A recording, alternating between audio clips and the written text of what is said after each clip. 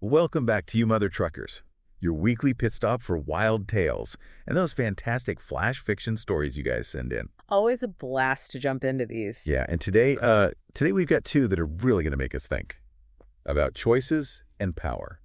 And you know what happens when things go a little sideways? Right, exactly. The unintended consequences, right? Yeah, exactly. So we're looking with the ripple effect and the zephyr blade. So buckle up, everybody, because these stories, they're packed with what ifs. It's like those choose your own adventure books, but a bit, well, a bit wilder. And maybe a little darker, I'd say. Definitely darker. But that's what makes them so gripping, right? Oh, absolutely. So first up, the ripple effect. It all starts with a teenager, just your average kid at a science fair.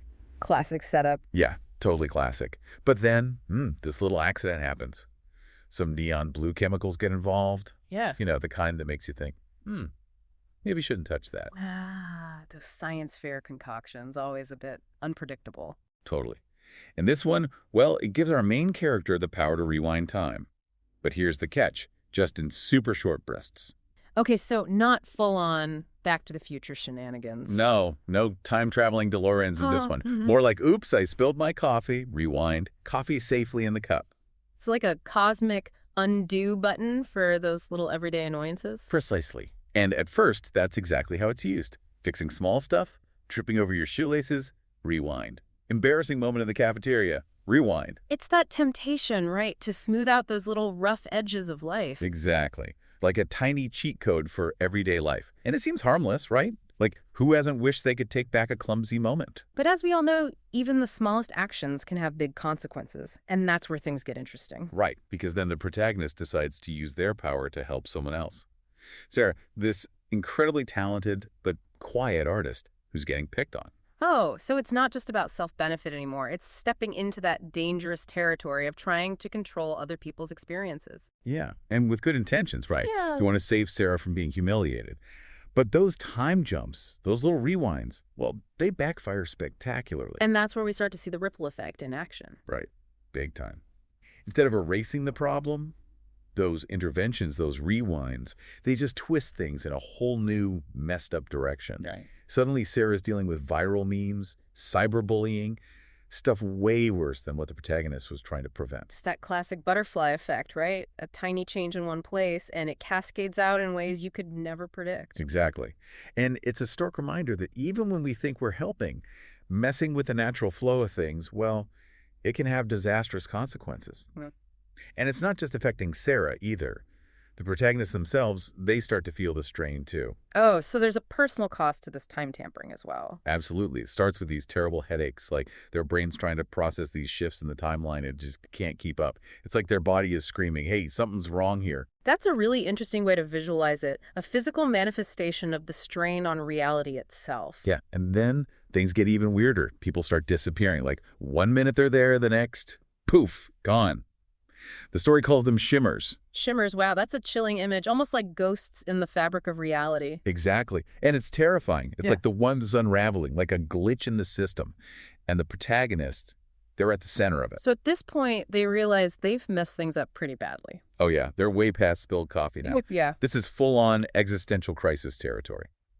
And in a last-ditch effort to fix things, they try to ensure that Sarah's art show is a huge success, thinking that will somehow set things right. Trying to force a happy ending for Sarah, despite all the chaos. Yeah, but the Sarah who emerges in this new timeline, she's completely different. Not just successful, but cold, calculating, willing to step on anyone to get ahead. Because like the original hardships, the things the protagonist tried to erase were somehow part of what made Sarah, well, Sarah. It's a fascinating twist. It suggests that sometimes those difficult experiences, the things we might want to erase, actually shape us for the better. Without them, maybe we don't develop resilience, empathy, who knows, maybe even that fire to succeed. Right. It's like what doesn't kill you makes you stronger, but in a really messed up time travel kind of way.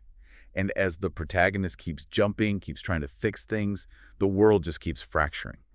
Arguments escalate into violence, the shimmers become more frequent. It's like a broken mirror, shattering with every jump.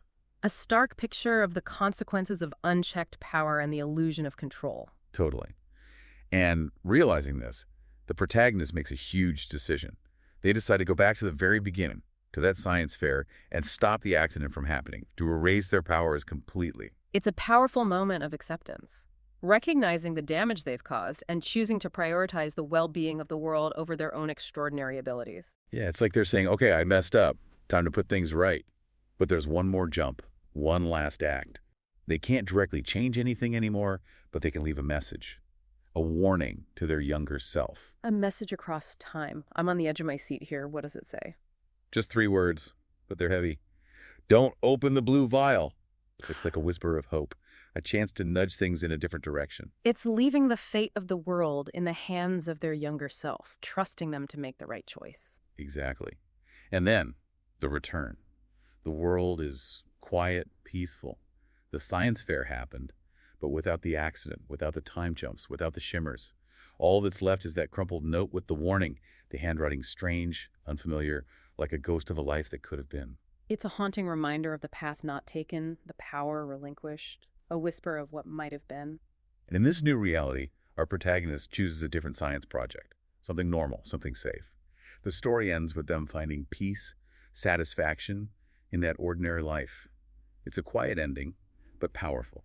A powerful testament to the beauty and the value of a simple, unburdened existence. Right. And it makes you think, maybe sometimes the most extraordinary thing is choosing the ordinary. Okay, so we've talked about ripples. Now let's talk about blades. And the Zephyr blade, this story, it has a whole different vibe. More like a classic legend with a dark twist. Oh, I love a good legend. What's the setup here? So our protagonist finds this ancient sword, but it's not like shining Excalibur pulled from a lake. It's tucked away in an attic, all dusty and forgotten. Hiding in plain sight, huh? I like it. Yeah, like power waiting to be unleashed. And when the protagonist touches it, there's this rush, this surge of energy. It's like they can suddenly see the world in a whole new way. Yeah. But with this awareness comes a terrifying truth. Oh, there's always a catch, isn't there? Always the catch. In this case, it's the Shadow Walkers. These creatures of darkness, and the blade, it's the only thing that can stop them.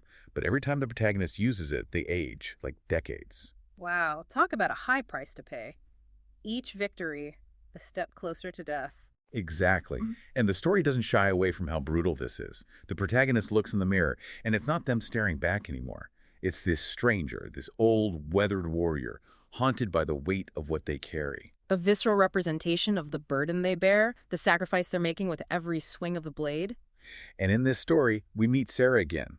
But this time, she's the anchor, the one who believes in the protagonist, even as they're literally fading away. It's a love story woven into this dark legend. That human connection, that love, it becomes the counterpoint to the protagonist's fading life force, a reminder of what they're fighting for, what makes the sacrifice meaningful. Exactly.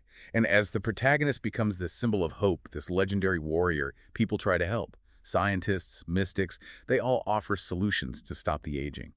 But none of them feel right. None of them feel like a real answer compared to the immediate, undeniable drain of the blade. It highlights the profound and inescapable nature of the blade's power.